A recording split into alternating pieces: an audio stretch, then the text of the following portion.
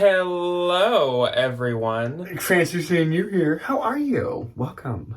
Happy Tuesday. Thank you for coming. As you can tell by the title and the thumbnail and anything else you The might have saw vibes. before this, we have a good old-fashioned Bolo list for you guys, and we are continuing on our, train of spring Bolos. I feel like we should just get progressively more, Hawaiian luau themed as these videos go on. Yeah. Because, the weather was wonderful today. We took Mike for a walk. We did this morning. We had his little Easter egg hunt. We are filming this on Easter. So Mike had his little Easter treat this morning, and we'll go over to Debbie's later. Yeah, every year Mike goes on a Easter egg hunt in the backyard. I take 20 plastic eggs, and then I put some dog food in each of them, and he, understands the assignment. Mike has such a good time. The second you open the door, he knows that you just hid them, and he runs around, looking. And he stands at the screen door and just, cries and watches you, walk around the yard. He found all 20 again. Yeah. So, good for Mike. In his new yard. Anyways, though, what we are here to talk about today for our next spring Bolo list is handbags. And it's not necessarily that handbags are of any season in particular. We just kind of do a Bolo handbag list each season just because. It's fun, and they come out all the time. We do try to mix some in that maybe fit the season a bit more. I know Ryan has a very colorful, fun one. Yeah, I have some things you could be beach bags. Yeah, and I have a more summery one as well. But that is this week's Bolo. We will be doing swim Bolo sometime soon for spring, and we'll be doing sandal Bolo at some point as well, and those will be coming up in the future. But coming up next week, both of us would really like to do another thrift with us. I feel like we've been kind of overdoing them for a hot minute. We just kept doing them almost every week. And now it's been too long since we've done one. I'm feeling a little uncomfortable. I miss it. I really genuinely do. We need to do another thrift with us, bin thrift with us soon. So next week, that's what we're planning. This week on Thursday, though, we will have a 2-person haul from a trip to the bins we're doing on Monday. Yes. Yesterday, when you're seeing this. So that'll be on Thursday. But next week, hope for and expect a thrift with us, because it's just been much too long. But. Anyway. Today, we will talk about our fun handbag brands. Yeah. As per usual, we have 10 of them for you today. Tomorrow, we have 8 more for the Valentines. So today, we each have 5, and tomorrow we will each have 4. I'm going to start off, and we will give you some information on these brands, maybe their designers, maybe where they're from, stuff like that. Then we'll talk about where they are sold, we'll talk about the retail, and we'll talk about the resale value on them. This time, more than any, I feel like I've noticed that these sold at locations are very all over the board. They're so There wild. are some new stores that I have never heard of that we'll be talking about today. I don't think there's anything I've never heard of, but some of them I was just really? I suppose we should just Off jump we into go. it. And my first brand really, with the name, kicks into my German heritage. I feel like I don't think it was a German brand. Actually, I didn't find out where it was from, but the name sounds very German, I will say. So this brand is called von Holzhausen. Very German.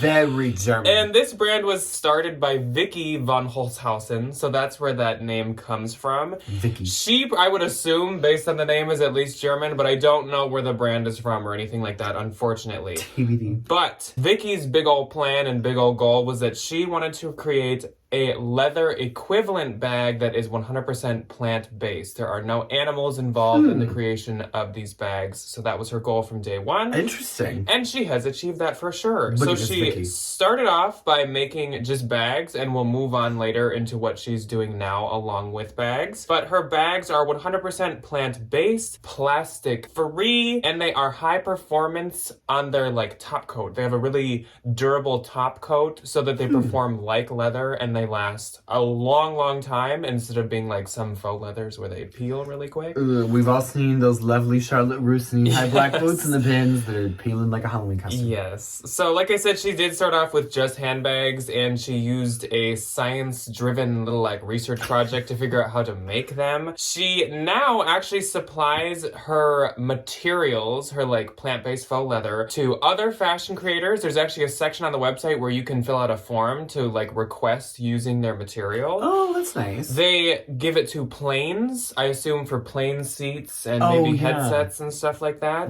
They do give off their material to furniture makers for couches and such. And they actually work with some car dealerships to make car seats out of their plant-based leather as well. But their ethics and sustainability does not stop at the plants and plant-based situation. They also give a lot of money to charity, and they work hand in hand with some charities. They recycle old materials of their own, and they recycle old materials to make new things. They create very little waste in their entire process, and they use absolutely no toxins in anything, and they have a very, very low carbon output. So this is quite a great brand. Good for sustainability-wise. They are sold on Verishop, Olivela, and then Amazon. I almost had a website called Amazon. And I think now that's how we should talk about it to other Jeff Bezos. Yeah. A website called Amazon. So the retail on their bags is about $295 to $395. It wasn't a huge window. And the resale is a big window. It's about $75 to $300, and there are even some on Posh listed at more around $475-ish. Dang. So obviously some must go up in value. It must be kind of style-based or something. So definitely give it a Google when you find one. Yeah, Von Holzhausen. I'm just going to call that Van Heusen.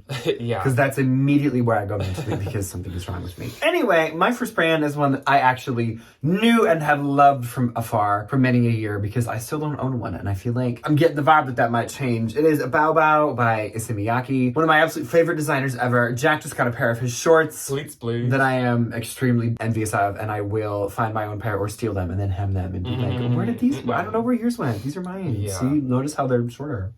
No. Anyway, so Bao Bao is conveniently enough one of the Please Please lines. It went through Issey Miyake, which is like the main one. Please Please, this is kind of like a little bit more toned down, a little bit more casual. The Bao Bao bag was originally kind of like supposed to be the complementary in brand. It's on the article I read, whatever. Brand of this, so you could like wear them together. Anyway, going on with the Issey Miyake, a little bit of a biography. He's phenomenal. He has a lot of really traditional Japanese like making styles in his fashion, but also definitely tries to like elevate them and make them look as modern and as timeless as possible. The Bao Bao bag was no exception. It was originally called the Bilbao bag, which if you're an art fanatic like I am, Bilbao, Spain, which is where the Guggenheim Museum is, which was this like crazy modern like art museum. They really are not that expensive, and he has this really famous quote that you get whenever you buy one, and it's a bag that can take a million different shapes because it's small little pieces of resin onto like a very sturdy mesh tote, so they can kind of bend and form and they can kind of do whatever. They are super fun. They are sold, I honestly didn't think they were sold that many places, but they absolutely are. They're sold at like a ton of luxury department stores, Nordstrom's, Saks, Bloomingdale's. I had seen one, it wasn't a tote bag though, and we're only talking about tote bags in this video, like a little pouch, like a little cosmetics at a Nordstrom rack. So maybe keep an eye out for some of them that might like trickle down into there.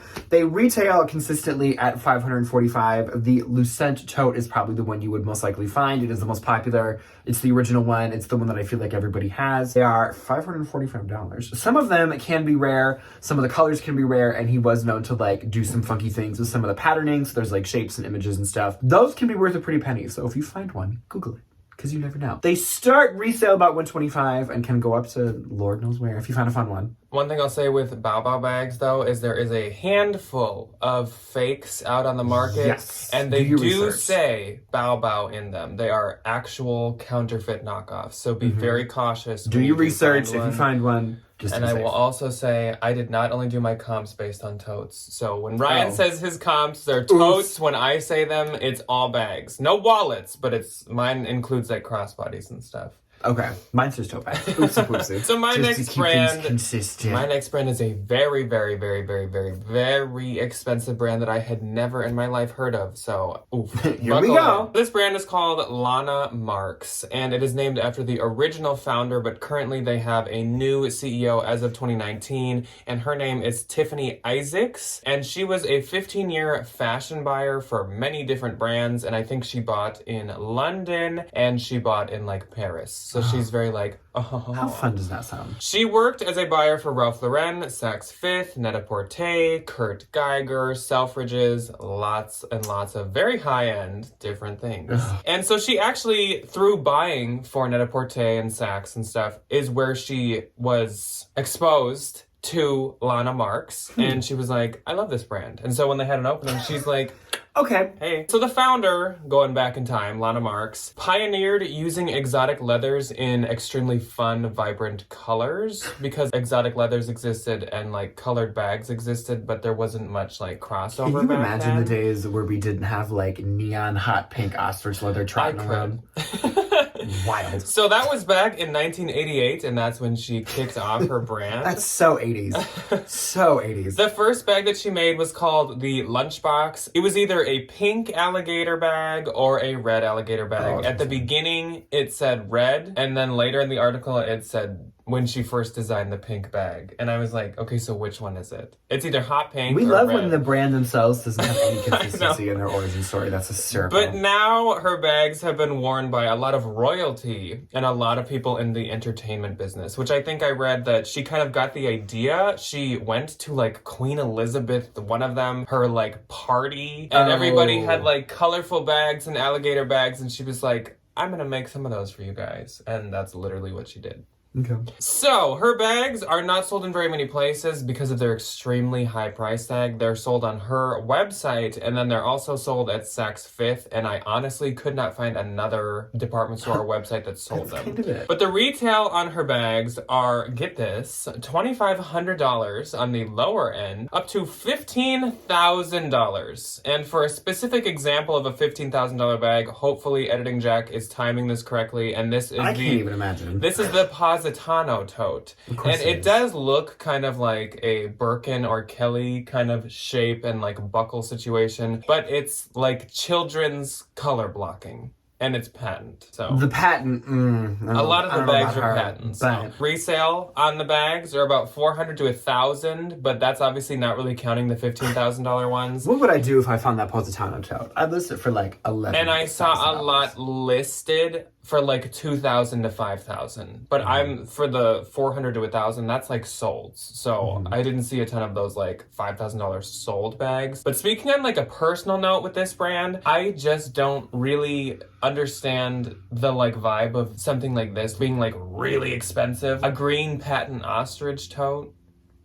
It just doesn't scream like luxury to me. But I mean, I'm not English royalty, so maybe I don't have like. Yeah, the I'm not gene. that out of touch. I just don't understand like why. I know it's like just, why do you want to be like it's an ostrich? Usually, I guess and everyone probably has their own. I mean, like how many preconceived leather bags do I situations. have? But I'm just. Like, But I don't know. picture to me like super high class would I guess be either like Birkin or like a Celine Phantom, just like a big What were they statement, literally nice talking about leather on the tote. news yesterday? Like undercover luxury, and they were like, "That's how you can tell if like rich people." But I Yeah. feel like this is not undercover luxury. No, this is like pop in your waving face. your weird overpriced purchase around other people's Yeah. faces. And I don't know. I just it's my personal bias against patent too. I just don't like patent at Because all. if it's $15,000 or if it's $1,000, it's Could going to you mark imagine up the seeing exact one same of those way. Positano It's awful. totes with that black patent mark going across the front? I would screech. Can you imagine would for like cry. the gator that died to make that, and he's like, "And now I'm ugly." And now I have this big Now I mark have a from being rubbed stain. against your high heels. Oops. Terrifying. Anyway, my next brand is one who's equally as irritating in the sense that she is an internet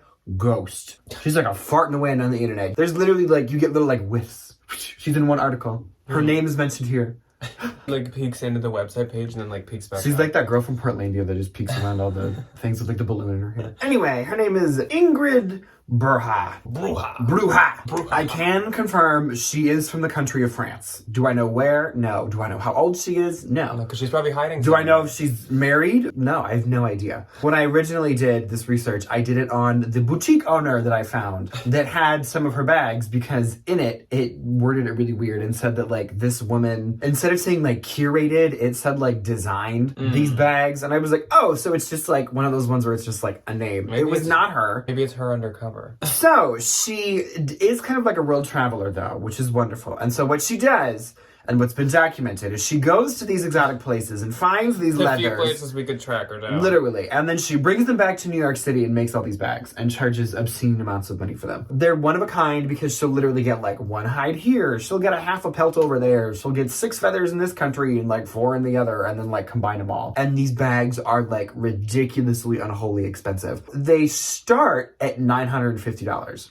for the tote bags. Some of the clutches that were like gold, because she doesn't just use like furs and things. She uses like stones and like metals from these specific places that are like really extremely rare. This is crazy from the expensive. cave of Copenhagen. It's literally like she melted down the little gold statue in Indiana Jones and turned it into like an evening clutch. She's like, it's very that. This is the left pinky from the Statue of Liberty melted into a handle. Yeah, kind of. Yeah, and melted into this blue acrylic handle. Yeah, this is a feather from a seagull at the end of the Miami tip of Florida. That's it. And like one of the things that's kind of interesting about these bags is legally you have to have paperwork that says how the animal got into the country because it's a foreign import. And some of it's probably funky. It's quite weird. So what she does, little Miss Ingrid This is probably why you can't track her down, because she's probably got some weird animals. She's got some people on some lists somewhere that she don't want nobody to find out about. Lists. So she sews the legal paperwork into the lining of the bag. Gosh. When she exports all these things into the country, she literally has to like line the leather with like the import fabric, like the country of origin, the animal, and like all this other stuff, so she doesn't go to like prison.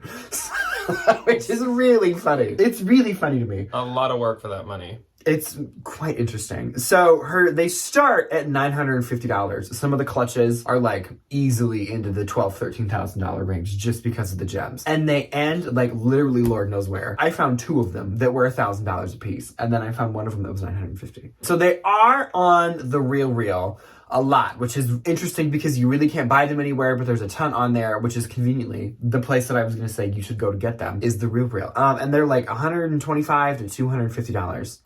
Interesting. She's okay, really, well, that was a trip. She's really weird. She's really, really weird. My next brand tones it down a little bit from Ms. Ingrid. Bruha. And it is called Let&Her. And Let&Her was founded by Lawrence and Phyllis, and they're just these two friends, and they met in Belgium. They met in Tel Aviv, actually, and they fell in love with Tel Aviv and the creativity flowing throughout Tel Aviv. Fun. Their bags are supposed to be the bag that goes beyond a designer label because women do not need to be labeled. Period. Is what they said. Good for her. So they're used by some bloggers, and they recently opened a Paris showroom. They've also been featured in a few French magazines. You couldn't find too much on them. The whole bio for them is just like, they're friends. They met in Tel Aviv and they like Tel Aviv. Okay. That's it. Thank you. So they are sold on websites. One is called The Good Company Shop. They're on their own website, and then they've had a very few pieces sold at Anthro. The retail on their bags is about $400 to $650. Dang. And the resale is only $50 to $100, but if you have an Anthro one, I did see them a bit higher. Like, there was an Anthro tote for about $450 on Posh. Mm-hmm. So I think the Anthro pieces from them are a lot better and probably just get more attention. Yeah. But it's kind of an obscure brand. There's not like a ton of info on it. Kind of like Miss Untraceable Bruha. Anyway, leaving Miss Ingrid Bruha in the dust that she currently resides in somewhere. The next brand on my list is thankfully one that's much more normal, and the people have names and traceable addresses. It is Cara NY, and it is founded... And here are their home addresses. Here is their home address and phone number. Miss Carmen Chen Wu and Aaron Luo. This is quite interesting. So they are friends that have dual backgrounds in design and global supply chain. Really weird intersection, but apparently it's paid off for them because they have this lovely little brand together. These lists involve a lot of people that studied business. It's quite interesting. When you study business, you must go into like bags.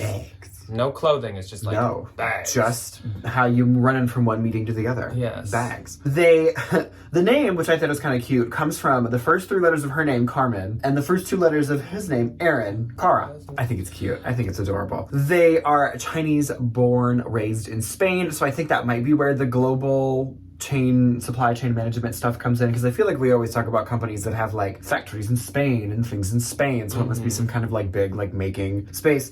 They are creating bags after moving to New York City because they needed a bag to keep up with their hyper-paced lifestyle. So it's a lot of pockets, a lot of places to put things. A lot of running. Yes, a lot of nice, a lot of quickly moving from one place to another. Sturdy utilitarian materials, and they wanted the price point to be kind of like a once and done thing. One of them had a tweet that was like, never buy from my company ever again once you bought one, because once you bought one, you don't need to ever buy anything ever again. Oh my gosh. Then it's like a threat. Thank you. So they definitely have this like testament to quality that you are literally only supposed to buy like one for travel, one for every day. That's literally literally the only bag you'll ever need for the rest of your life, which is kind of nice. They also do a lot with like, they'll repair things, kind of like Patagonia, where like if it's like broken beyond repair, they will replace it for you or give you a credit if it is not like available anymore, which is super nice, especially for a company that was only founded in 2015. They retail a little bit more on the pricey side, but I think that's kind of like the buy-in for like, I'm buying this once, so it's like not that expensive.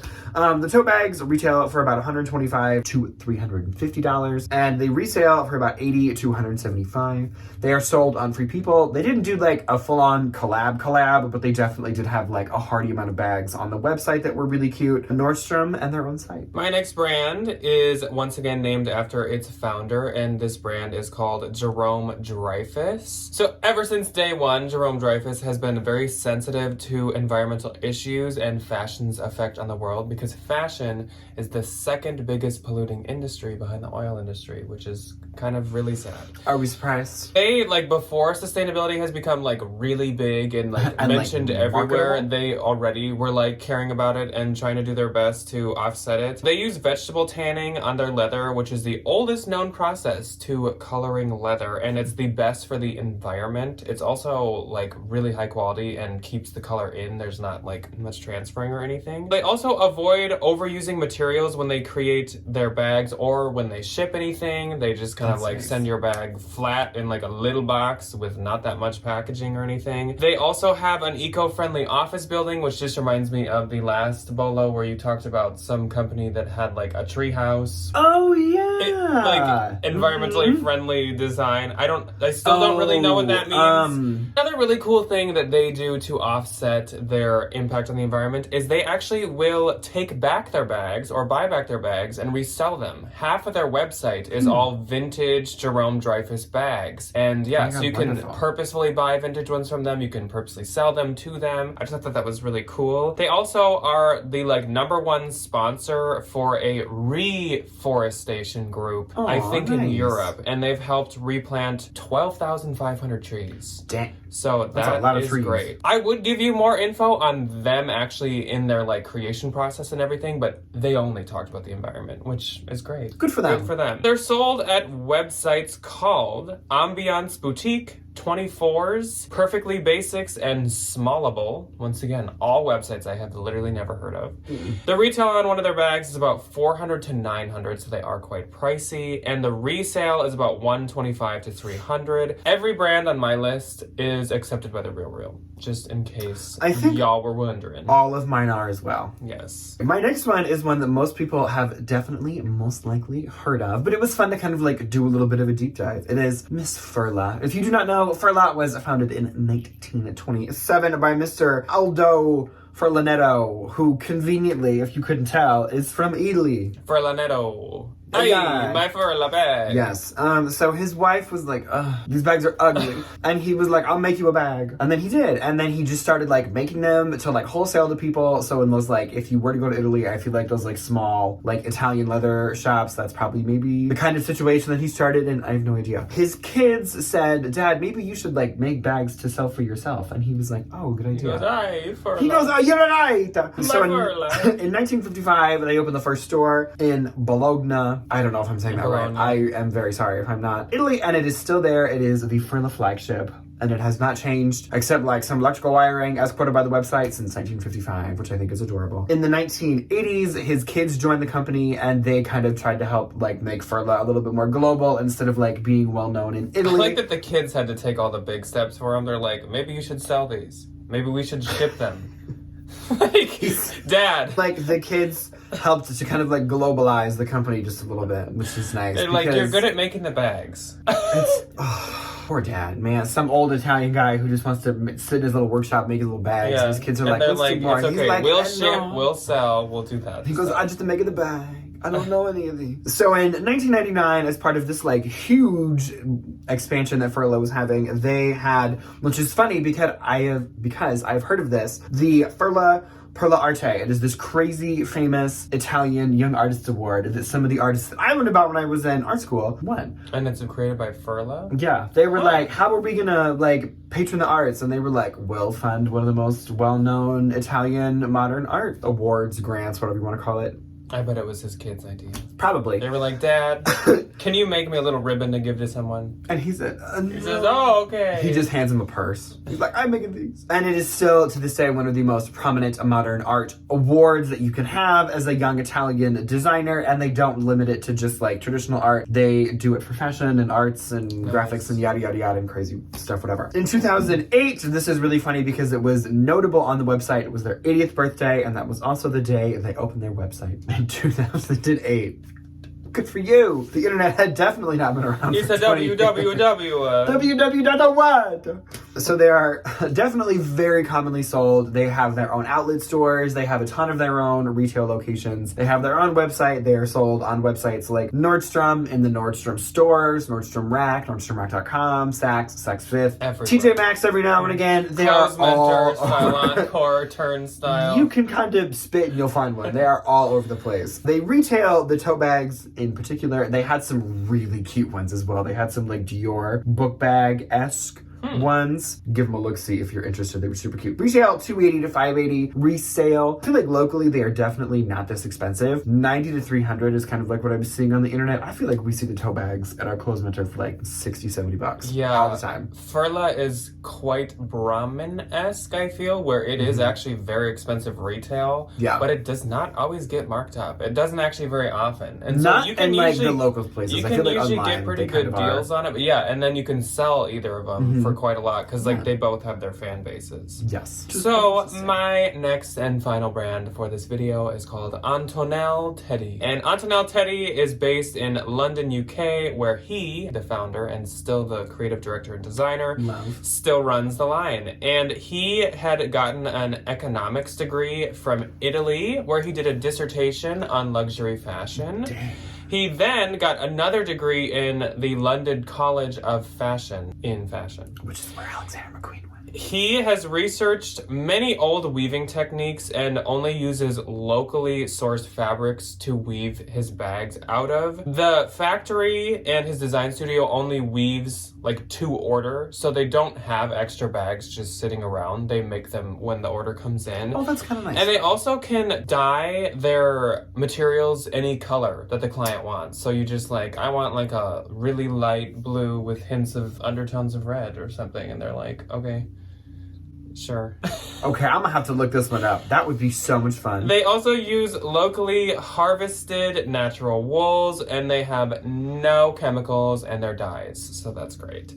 Most of their bag making is completely human, manual, handcrafted, so I assume there's maybe just like one machine that turns maybe yarn into string. But otherwise, like every aspect is done by a person. Their bags are only sold on their website, and then I found a few that had been on Anthro. So it seems like that's about it. The retail is $375 to $850, and the resale is $75 to $200. Once again, I think the Anthro name behind it can help make it do a little bit better. And I think my little opinion on a lot of these brands and why we don't see them at a ton of departments is a lot of these are Italian, like made in Italy, still made in Italy, made in Italy for Italy by Italy. Widespread. They haven't quite spread. A lot of them may also be sold at like boutiques or like in-person brick and mortar stores, which is maybe why we just don't have as many department stores as usual. I feel like that's where everybody in Italy shops. Because like you need to be able to produce a lot to like supply Nordstrom and Saks. So I think that a lot of these are small brands. So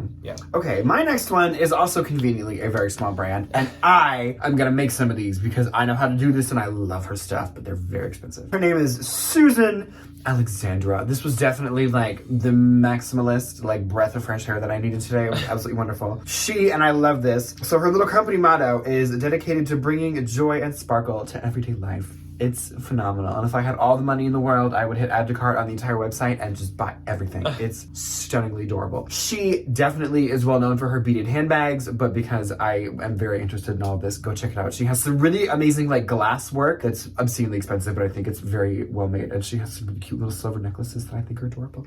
But back to her bags. They are these like very campy, I would say nowadays, very like Y2K affiliated little beaded bags. So like some of the other ones I've been talking about on this list, they're like tote bags. She doesn't make anything that big. Everything she makes is usually like a little bit more smaller, kind of like a dating night bag, or just like a running around with your, you know, going to the mall. Yeah, exactly. Like running to dinner, running to something fancy, that kind of stuff. Each piece is handcrafted.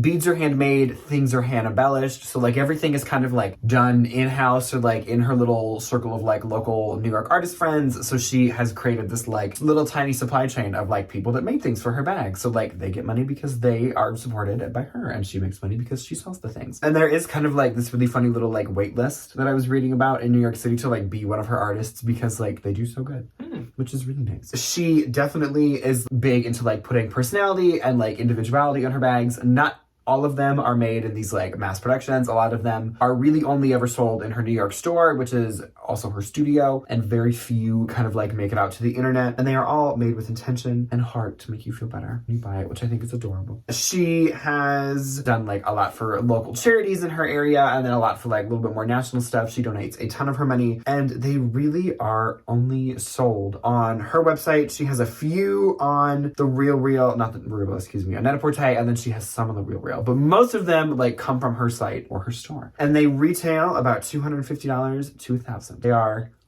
expensive. They're quite expensive, but I think like the more expensive is like they only made like the one. Resale, I really didn't see a ton of like the ones that I thought were like good on Poshmark. The Real had some ones and they were priced at like 90 and like 200. So it's kind of like, I'm gonna say Google it. I was saying, give it a maybe Google, a good sourcing opportunity. because you also, I really couldn't tell which ones were like, it was the $90 one on the Real, one that was $1,000, or was it one that was a little bit less expensive? So like, that could be big question marks. That could be your opportunity.